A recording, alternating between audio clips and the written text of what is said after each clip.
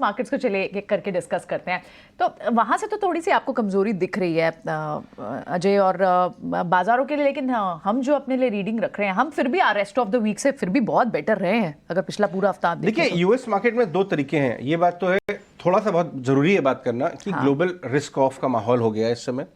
China को कह लीजिए, डेटा जो निकल के आ रहा है, एक तरफ तो इतना पैनिक जैसा लग रहा है वहां के रेगुलेटर्स, कभी स्टॉक मार्केट में भाव बहुत ज्यादा घट ना जाए उसके लिए कुछ अनाउंस कर देते हैं, कभी पैकेज अनाउंस करते हैं रियल एस्टेट के लिए, और वो ऐसे समय में हो रहा है जब वहां की बड़ी रियल एस्टेट कंपनियां एवरग्रांडे ऐसे बैंकरप्सी के लिए, तो बाजार थोड़ा सहमा हुआ है। ग्लोबल मार्केट थोड़ा चाइना को लेके सहमे हुए हैं और उसी के चक्कर में आपको थोड़ा दबाव भी दिख रहा है।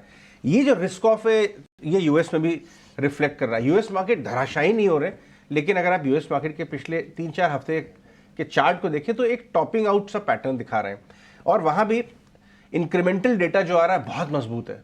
आप रिटेल सेल्स देखिए यूएस की, आप वहां के हाउसिंग डेटा देखिए। जी हाँ, थोड़ा सा इन्फ्लेशन टॉप आउट हो गया है, लेकिन बाकी के जो हिस्से जीडीपी आपने देखा था बहुत मजबूत है। तो बाजार को ये सेंस आ रहा है कि कहीं ना कहीं रेट हाइक का सिलसिला अभी भी जारी रहेगा, और हमने देखा कि यूएस में इसीलिए फ्राइडे को भी कमजोरी दिखाई दी। ये ध्यान रखिएगा, इस हफ्ते एक बहुत इंपॉर्टेंट इवेंट है जैक्सन होल। यूएस में फ्राइडे को जैक्सन होल में पावल साहब और बहुत सारे दुनिया भर के बड़े बड़े दिग्गज, जैक्सन होल बहुत बड़ा इवेंट होता है। Correct. वो एक बहुत ही बढ़िया लग्जरी रिजॉर्ट है, इतनी बढ़िया माहौल है, दुनिया भर के वहां पे सारे बड़े बिलियनर्स जो ट्रेडर इन्वेस्टर सब पहुंचेंगे। बात क्या करेंगे साहब इकोनॉमी की, ये हम आपके लिए ग्लोबली लेके भी आएंगे, लेकिन वहां की कमेंट्री इंपॉर्टेंट होती है, वहां पे आप ध्यान रखना। ग्लोबल मार्केट में जो मुझे परेशान कर रही है बात, जो इमर्जिंग मार्केट्स और इंडिया के लिए डायरेक्ट इंपैक्ट करती है, वो है डॉलर इंडेक्स। 104 के करीब पहुंच गया, 103.5। इसलिए मेटल लगाट भी थे। मेटल तो छोड़िए, फ्लोज मैं तो बहुत ज्यादा मैं बहुत केयरफुली मॉनिटर कर रहा हूं कि इसके चक्कर में कहीं बड़े आउटफ्लो ना हो जाए इमर्जिंग मार्केट से और इंडिया को। तो मॉनिटर तो आपको करना पड़ेगा। यील्ड्स भाग रही हैं, डॉलर इंडेक्स भाग रही है।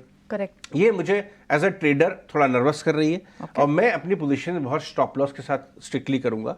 मैं बहुत ज्यादा अग्रेसिव ट्रेडर नहीं बनूंगा, क्योंकि ग्लोबल मार्केट में कहीं बड़ा गैप डाउन दे दिया तो मेरा स्टॉप लॉस लगेगा नेक्स्ट डे और ओवरनाइट। तो ये सारी चीजें जो है ना मॉनिटरेबल हैं, जो इस हफ्ते आपको ध्यान देनी चाहिए। राइट, आई थिंक यही वजह से है क्या जी, क्योंकि कहीं ना कहीं अभी तक ब्रॉडर मार्केट्स आउट परफॉर्म कर रहे थे। आपने देखा शुक्रवार को ब्रॉडर मार्केट्स में भी प्रेशर आया थोड़ा। शुक्रवार का मार्केट बहुत इंटरेस्टिंग है, क्योंकि पहली बार मैंने देखा अच्छी खासी नरमी आपको स्मॉल कैप मिड कैप में नजर आई। वो अगर आप small cap mid cap index देखें डायरेक्टर साहब, अगर आप इंटरडे लेके आए तो आपको फ्राइडे को उसके अंदर खास तौर पे पहली बार बहुत दिनों बाद नरमी नजर आई। इसीलिए बाजार के जो मंझे हुए खिलाड़ी हैं जो अपने चैनल पर लेके आते हैं, वो सब कह रहे हैं थोड़ा केयरफुल रहिए, केयरफुल रहिए। ये देखिए मिड कैप इंडेक्स डेज लो में बंद हुई, उसके बाद स्मॉल कैप इंडेक्स लेके आई, उसमें भी कमजोरी थी। अक्सर हम देखते थे पिछले 4-5 हफ्तों से mid cap small cap out perform कर रहे थे। तो ये जो क्रैक्स नजर आए हैं मिड कैप स्मॉल कैप में, ये ध्यान देने लायक चीज है। बाजार ग्राइंड कर रहा है। फ्राइडे को हमने 19,260 के लेवल दोबारा रीटेस्ट किए, जो कि अच्छा साइन नहीं, तो ये कमजोरी का साइन है। ये बात सही है, आप कहेंगे कि सब निफ्टी जो है वो 19,200-300 के बीच में रेंज में है, बट ये लोअर एंड ऑफ रेंज है। अपर एंड ऑफ 19,600 है, वहां पर रेजिस्टेंस खा के हम नीचे आए। तो अगर ये कहीं से भी खुला नीचे की तरफ, पिछले वीक बिफोर का लास्ट का 19,240 लो था, वो अगर दोबारा खुला तो नीचे की तरफ गिरावट बढ़ सकती है। बैंक निफ्टी को देखिए, 43,700 का लो बना के हम 43,850 करीब बंद हुए हैं। ये भी वही जगह है, 43,700-800 के बीच में हम नीचे एंड ऑफ द लोअर उस पर रेंज पे आ गए। ये खुला अगर नीचे तो आप 43,500 की तरफ जा सकते हैं। तो कमजोरी का साइन नजर आया।